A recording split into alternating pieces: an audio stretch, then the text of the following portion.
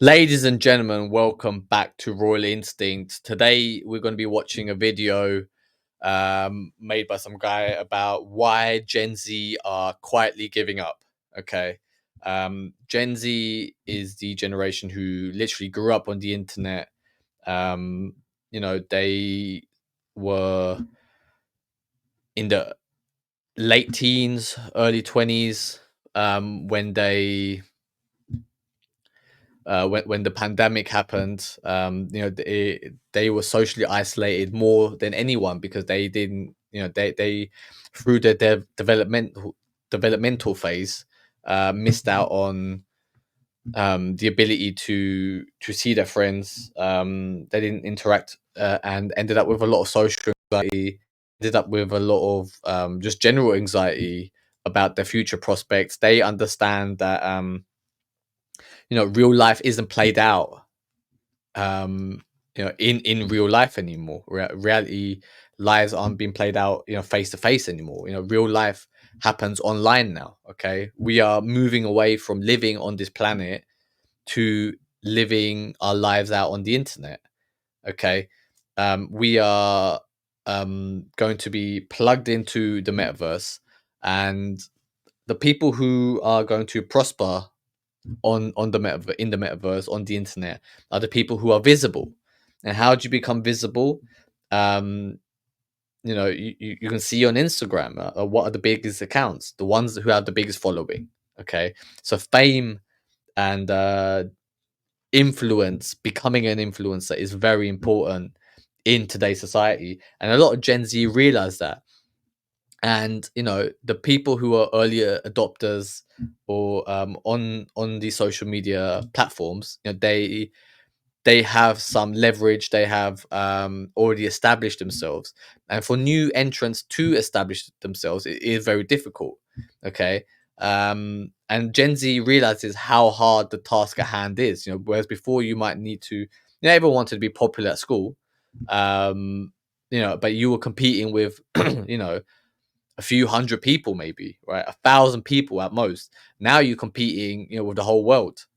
And a lot of young men, a lot of women see these good looking people online, these muscular people online, these beautiful women online, and who are photoshopped, and who have plastic surgeries done to them, who take steroids and all sorts of supplements to drastically affect their body images. And these people do it because they get rewarded for it via more followers. And Gen Z is realizing that it just can't compete, and therefore they have this apathetic outlook on life. They don't really have any aspirations.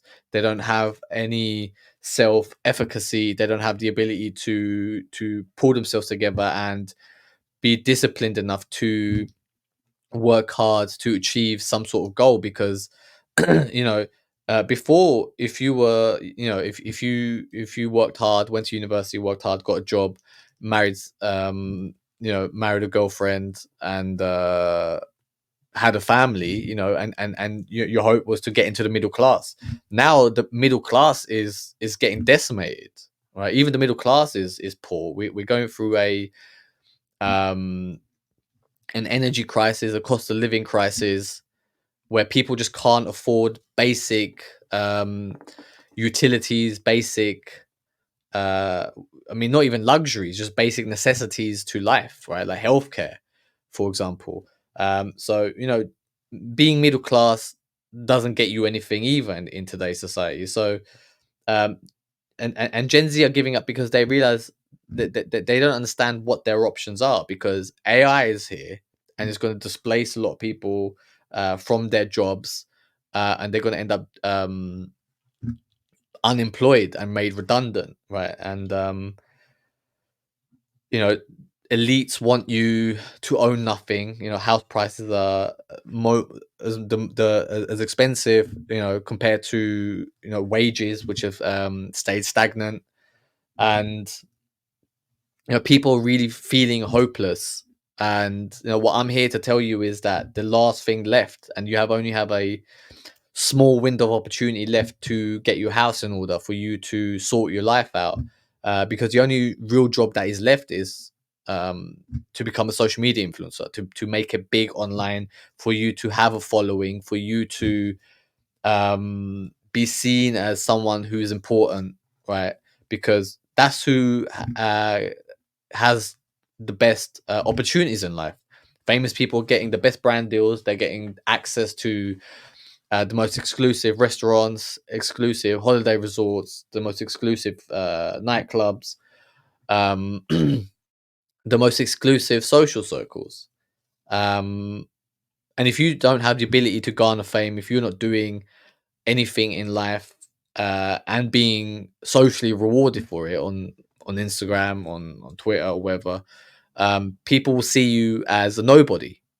Okay, and if you want the best dating life, if you want access to the most gorgeous women in the world, you have to become famous. You have to have a good Instagram, and not just what I mean is a good Instagram is like take good pictures. No, you actually need to be famous. People need to be following you. People need to be interested in what you have to say. You need real life fans, because if you don't have fans, you're a nobody.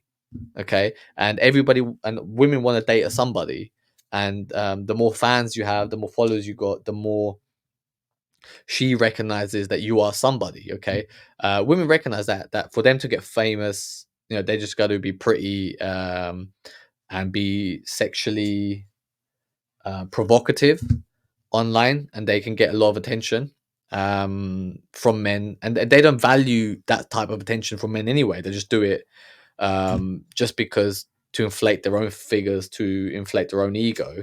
But they also recognize how hard it is for a guy to get the same level of following. Okay, and guys do it via their mind. If you're a mentally strong person, you can lift a lot of weights and become a physically strong person. Okay, if you're a mentally creative person, you can turn that into good music, into art. If you are somebody who's very analytical, you can turn that into finances, right? You can into resources. If you're very charismatic mind, if you have leadership abilities, you can turn that into social influence. Okay. So women are attracted to the type to a man's mind and his ability to use his mind to change reality with it to his will, and make it to the top. And who makes it? And once you make it to the top, you are seen as a king, and you have the ability to build a kingdom, and then women would naturally just want to be with you, just for your ability to have a kingdom, because you'll be seen as a king, and they would want to be the queen next to you. If you realize how fucked Gen Z are, or how the future of humanity, how fucked it is, you'll realize that the only thing that is left for you to do is to build a kingdom, become as famous as possible, and reach the top, so you can live a life of luxury, so you can live the life that you were destined to lead. But let's get into this video. Let's see what this guy has to say about Gen Z. Let me ask you a question. Do you feel hopeful for the future? I mean, like when you think about humanity, do you think that tomorrow will be better than today? Most people will say no to that question, because they because online you're bombarded with so much negativity, so much fear mongering, so much bad news, that you think that people living in a constant state of anxiety. Well, for some reason, a lot of young people don't. According to the Walton Family Foundation, Gen Z is nearly twice as likely as previous generations of Americans to battle feelings of depression and hopelessness. And even more alarming, they're 3 times more likely to say their challenges are so severe they thought they might be better off dead. And so And we live in a society that's more lonely than ever. We live in a society that's more disconnected from one another. We live in a society where people are lonely, and and being isolated and being lonely leads to feelings of depression, feeling of exclusion.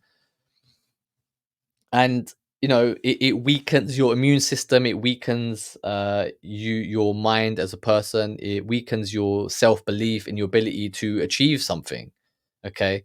A lot of it, what makes humans great is our ability to explore, to go into scenarios where we have no frame of reference. We go into the unknown, survive it, and come back stronger.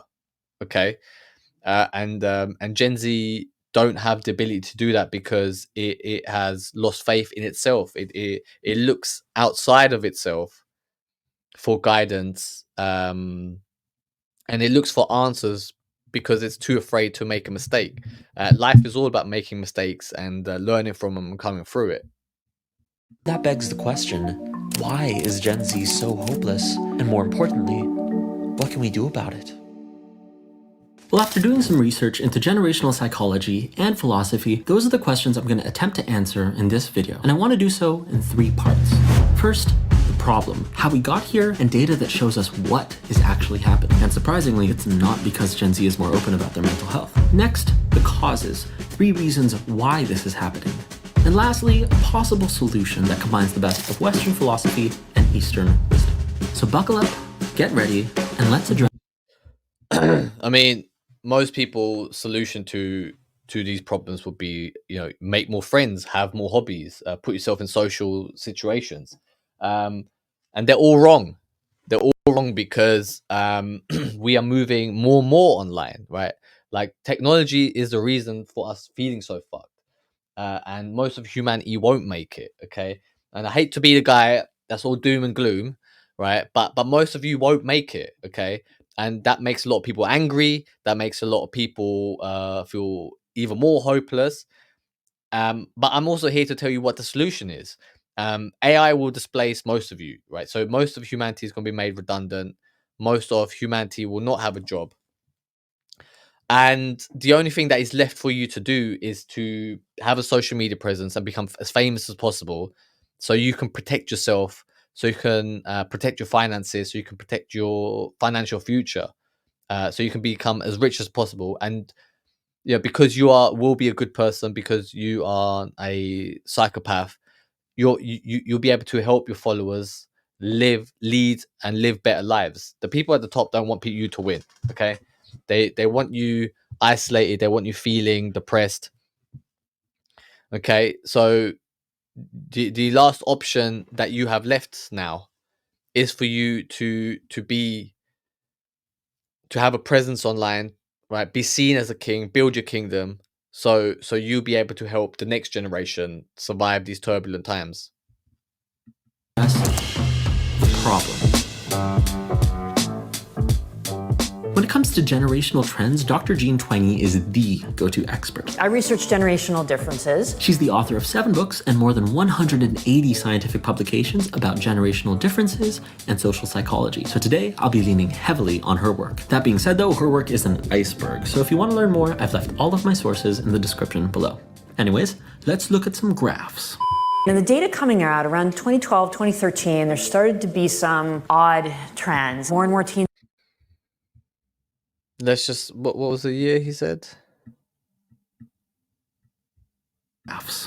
In the data coming out around 2012, 2013, there's what was so significant that happened around 2012, really between 2008 and 2010, 2012, right?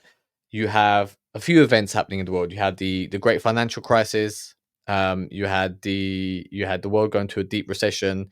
You had Facebook come out, and you had Instagram happen. Okay, and all these events, and the iPhone came out, and all these events where things got more expensive, so people couldn't leave and go outside. Technology got more advanced, and people connected more and more online, and that was the beginning of people isolating themselves physically and living lives out online, playing video games online, interacting and talking to each other online more and more. And that was the beginning of social isolation and a rise in anxiety and depression. Started to be some odd trends. More and more teens saying that they felt lonely, that they felt left out, that they they feel more lonely and left out because they're seeing people live out their lives online, on social media. You know, you're seeing all these celebrities like Dan Bilzerian and Kim Kardashian living these amazing lives, and then you look at your own life and it's a piece of shit. Of course, you're going to feel more depressed and anxious and lonely. You know, and you have no real friends anymore because you're spending all your time watching these people online on social media, and it's this self-fulfilling prophecy. It's this spiral of negativity that leads you to become more and more depressed. Felt like they couldn't do anything right, that they didn't enjoy life. Clinical level depression among 12 to 17-year-olds doubled. Self-harm admissions quadrupled. The suicide rate doubled. So we're talking. I mean, and this is data from 2012, 2013, right? Like what how does that data look 10 years after, 11 years after now? Okay. It's 2024 now. It's higher. You know, people keep on talking more and more about mental health, and you know, more and more people are experiencing worse conditions than they were before. Okay, and then people say, well, talking about mental health leads to people focusing more on their depression. But the essence is nobody's looking at the cause of all this loneliness and all this anxiety and all this depression. The cause is technology. Now, technology ain't going to go away. Okay, the cat's out the bag. We are too reliant on the internet. We are too reliant on phones. AI is here. AI is going to displace a lot of humanity. AI is going to displace a lot of people. People won't be able to work, have a job, be afford to go outside, to live a life. You won't be able to afford to go on holiday or a party. So people are going to get more and more depressed. What will be the solution? That you'll be plugged into the metaverse, you'll be plugged into a virtual reality, where you'll be forced to live in the playground. Now, it sounds quite fun. It sounds like basically like you will never have to work and you'll forever be taken care of, like all your basic needs, like shelter, food, and then in exchange you get to play around in the metaverse all day. Okay, now like I said, for some people they'll be like, "Oh, great! Okay, I don't have to go outside and I get to interact online." In essence, is you lose your humanity, you lose any sense of reality, and the people in charge are going to take your resources. They're going to take over the planet. They're going to eliminate your lineage. They're going to eliminate most of the population of the earth, and not by some sort of genocide, some sort of war. They'll do it where you just slowly fizzle away and can't afford to have offspring, that you can't afford to have children, and then therefore slowly and slowly they'll control the population of the earth. They'll get to enjoy, them and their families get to enjoy the world, while you have no life and are stuck in your room feeling depressed and lonely. About changes that are very large that happen over a very brief period of time. Clearly something went wrong with Gen Z, and specifically around 2012. If you look at each of the graphs that I've shown you, you can see that the staggering increases don't start beginning until that year. So of course that begs the question, why? Why did it happen at this particular time? What was going on in teens' lives that might explain this? Well, it has to be something massive, like a specific event. Something similar in scope to the Great Depression or the Cold War. All right, what was happening around 2012? I volunteer! Justin Bieber and Selena Gomez. Well, there was the 2008 recession. 43%. Completely wiped out. This could be the most serious recession in decades. But at that point, the economy was already recovering. Unemployment was actually going down over this time that teen depression was going up. And of course, COVID was massive too, but that wouldn't hit us until 8 years later. And it's hard to think of an event that happened at that time, reverberated across the decade. It was really a mystery to me and everybody else. So what could it be? Well, there is one generation-defining thing, and you're probably using it right now. And we are calling it iPhone. And that is a example of technology sneaking up on you, right? Being sold to you as a advancement of humanity, as a benefit to humans, and then years later you realize how much of a detriment it caused you. Okay, and the same thing will happen with AI. AI is here. AI is going to displace a lot of people from their work, from their self-worth. People have even lower self-esteem, even more anxiety, because we don't understand the total effects of this new technology, right? It's introduced into the ecosystem, and then we're supposed to deal with it. And that's exactly what the iPhone did. That's exactly what Facebook and Instagram did, and it changed the course of human interaction, the course of online dating, or dating in general. It's like that it moved online because of it. Okay, women before had to date within their school, their town that they lived in, and now they had automatically had access to people across the country, people across the planet.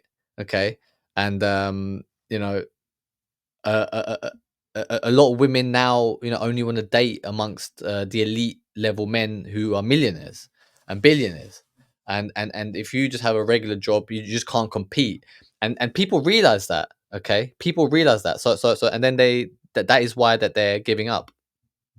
Today, Apple is going to reinvent the phone. And here it is. In the year 2012, smartphone ownership in the US crossed a critical threshold of 50%.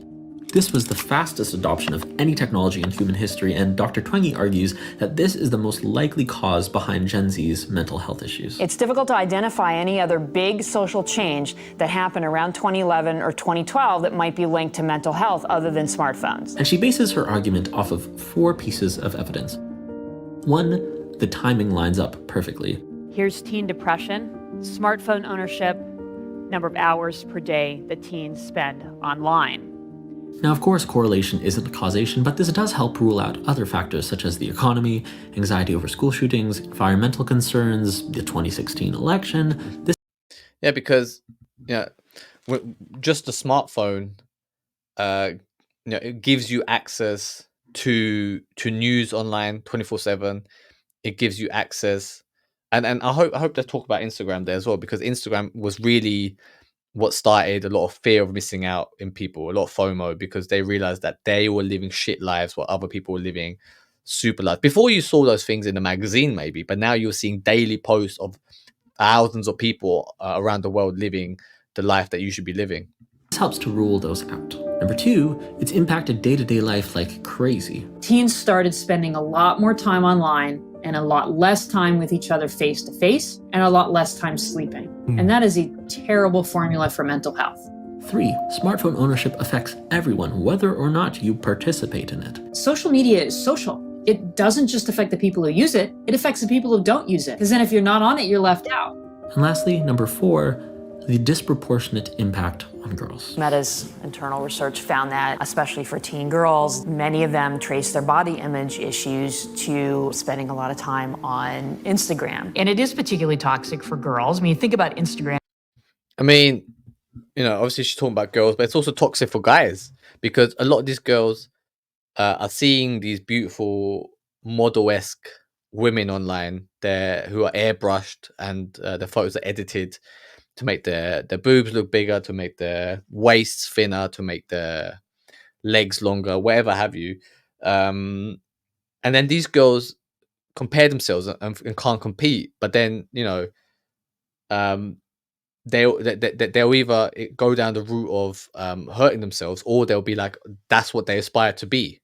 Okay. And then that leads to them using surgery to enhance themselves to look like these models, which is all fake anyway, right? So but most girls can do something about that, whereas guys, for men, it's like they see all these muscular people who are on steroids, right? So then they have to inject themselves with something as dangerous, or even more dangerous, right? Like because steroids can really affect your liver and kidney functions as well. And then you have the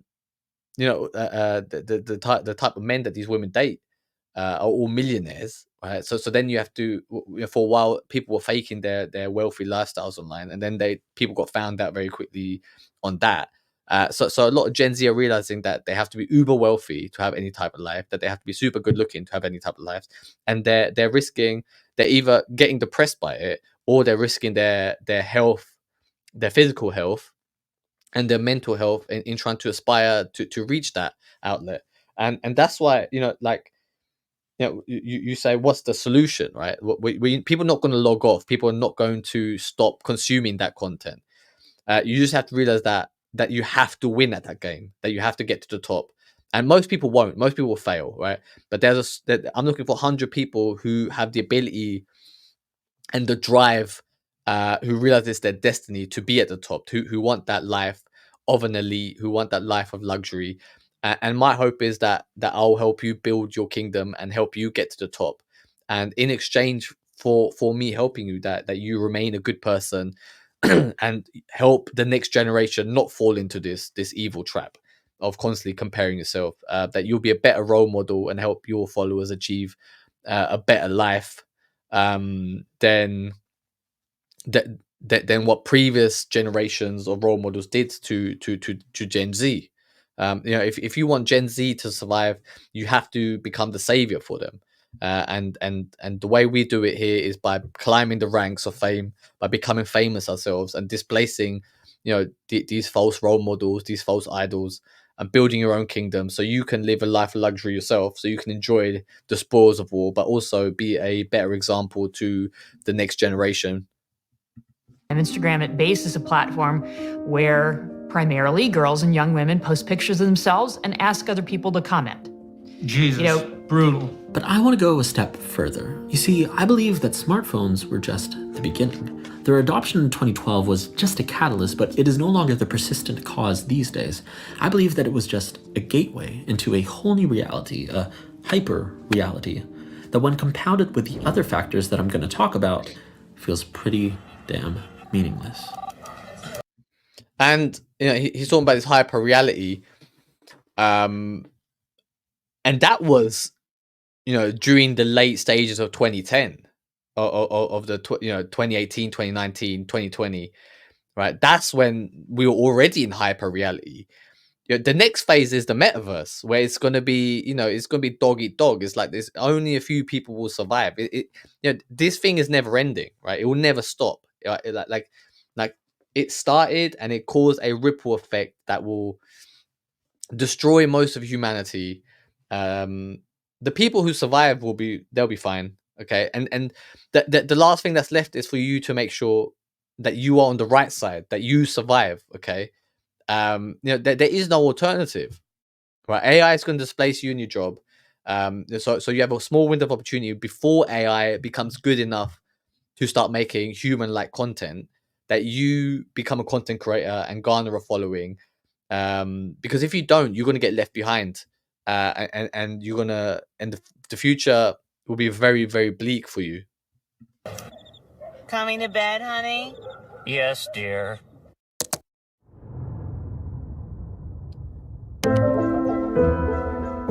You and I are beings, and for most of human history, we lived in this jar. Now, this jar was made up of core beliefs, or meta-narratives.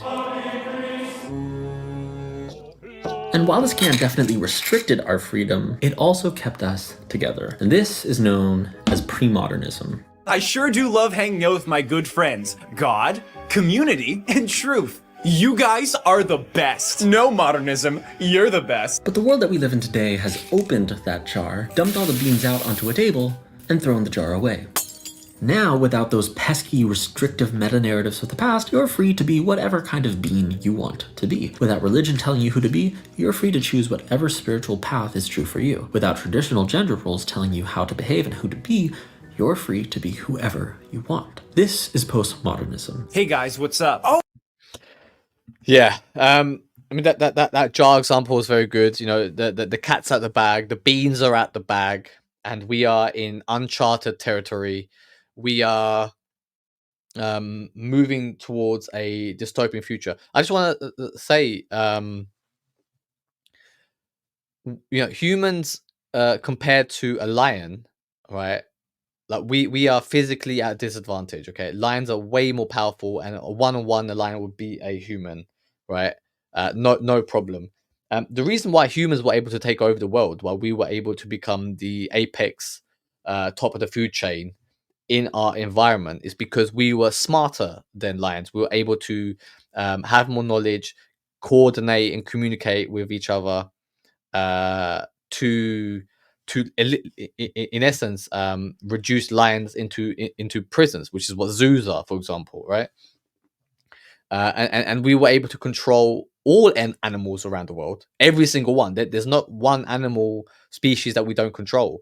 You know, the animals, the whales in the ocean, you know, we don't live on in water, so we don't really give a fuck about them. But on actual land, like we're the clear winners. And the reason for that is because we were smarter. AI will become more smarter than humans, okay? And AI and robots will put us into cages, okay? And it sounds dystopian, it sounds crazy, but if you are going to war with an opponent that is infinitely smarter than you, who can outwork you 24/7, who doesn't need sleep to recover, okay? If it gets shot, a robot won't die. It can repair itself and carry on. A human gets shot, it has the potential of dying, right? If it hits a vital organ, we're fucked. And therefore AI will win, it will take over. The only thing that's left for you to do is for you to amass enough money and resources that you are on the right side of this revolution, that all get to the top and lead humanity, you know, to a safer and a better future. You know, the choice is yours. You know, if you ever thought, you know, if you ever wish that you were able to do something great in your life, this is your moment. This is your chance to stand up and become a hero. This is your chance to decide that you are not going to just lay there and take it up the arse, that you're really going to do something with yourself. If you want to build a kingdom, if you want to become a king, then reach out to me and I can help you achieve that. I can help you become a charismatic leader, who is revered and famous for his thoughts and intelligence. If that sounds like something that you're interested in, then reach out to me. For everyone else, take care and see you later.